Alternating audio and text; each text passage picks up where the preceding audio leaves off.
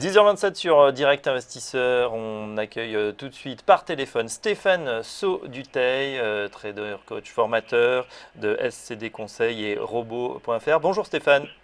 Bonjour à toutes et à tous. Alors on accélère en ce moment sur le CAC, en tout cas sur le cash à 5116 points, plus 0,6%. On a une semaine agitée, une fin de semaine agitée la semaine dernière. On a recollé aux 5000 points. Quelle est votre stratégie pour les jours, les semaines à venir sur ces niveaux ? Alors c'est vrai que je me méfie un petit peu de cette phase dans laquelle on évolue. On semble parfaitement bien rebondir sur 5000 points. On revient au contact d'une zone de résistance importante qui avait servi de support pendant quelques semaines. Cette zone, c'est la zone dans laquelle on est actuellement, 5110, 120.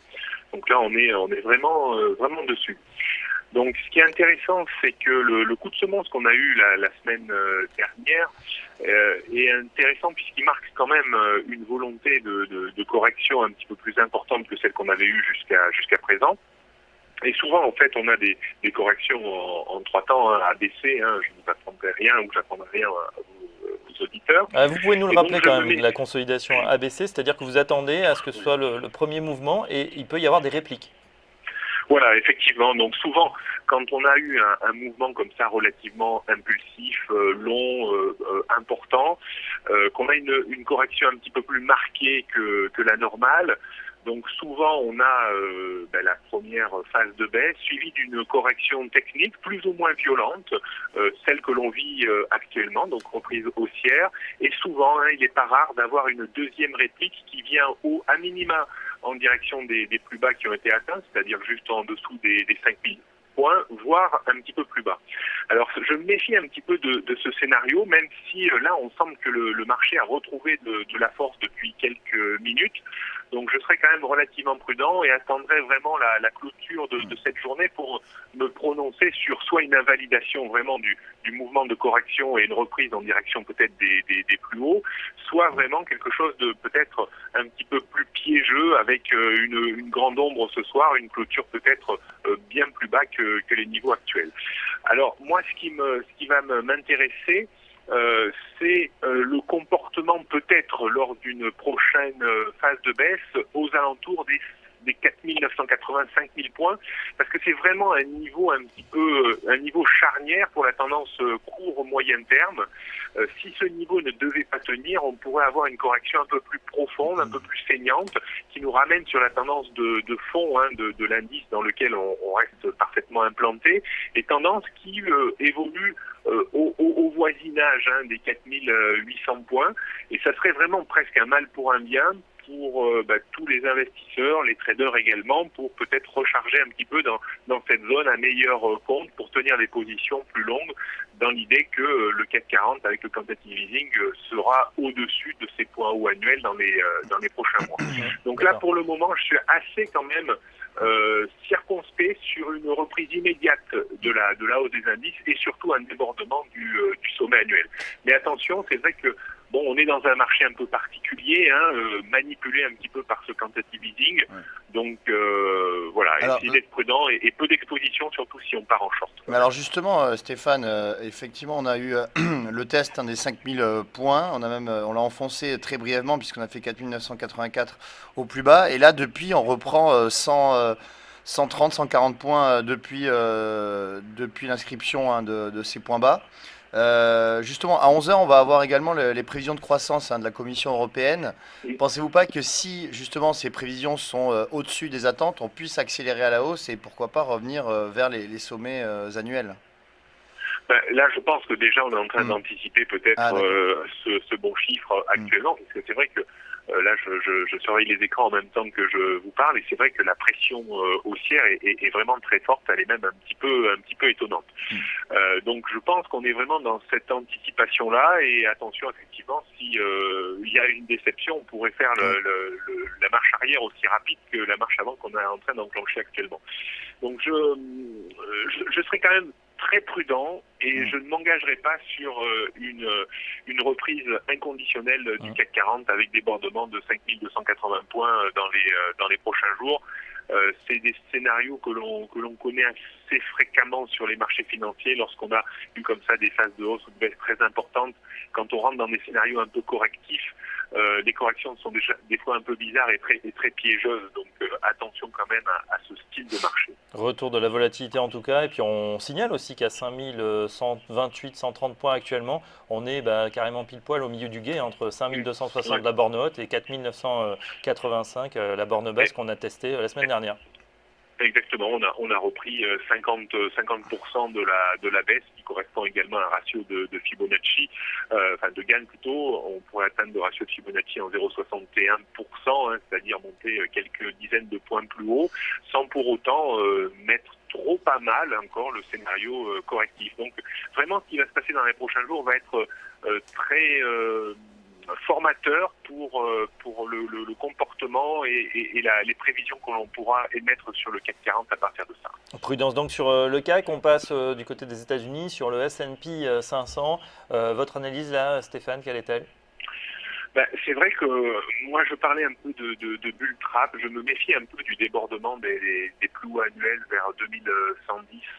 On est monté vers 2120 et puis finalement le soufflet est retombé un petit peu. Mais pas tant que ça, on reste dans une zone assez comprimée, d'une petite quarantaine de points. J'ai toujours du mal à me projeter bien au-delà des niveaux actuels sur le SP500. Donc j'ai plutôt toujours l'idée que ce marché est en phase de distribution, qu'il a du mal à monter, mais il ne veut pas non plus baisser. Donc c'est un peu caractéristique de ces marchés un peu qui lézardent et qui sont un peu en fin de mouvement. Donc c'est ce qui me fait dire également que l'on pourrait avoir à un moment ou à un autre une correction peut-être un peu plus profonde encore sur le CAC 40, parce qu'on a vu la semaine dernière, dès que les marchés américains se sont mis à faiblir un peu, le CAC a vraiment amplifié cette baisse.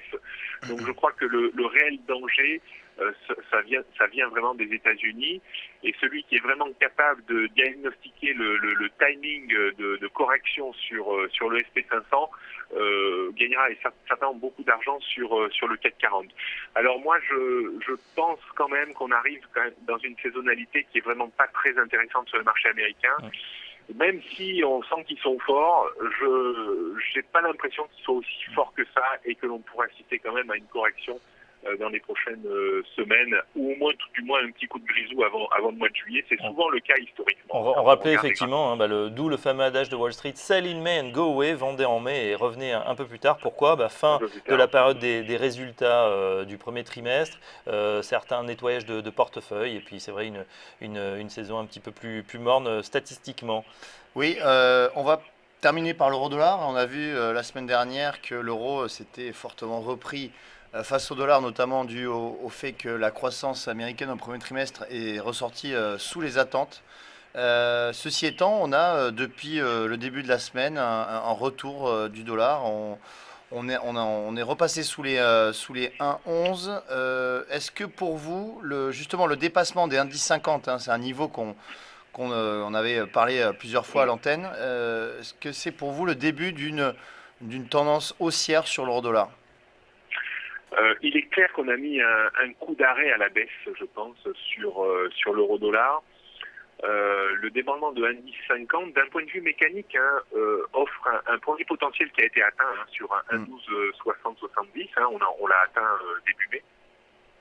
Mais quand on regarde la structure de l'euro-dollar depuis quelques semaines, le débordement de l'indice 50 valide quasiment une structure en double sommet dont le potentiel de hausse théorique est situé vers 1,15, 1,1530, qui est vraiment un niveau de résistance horizontale long terme très important.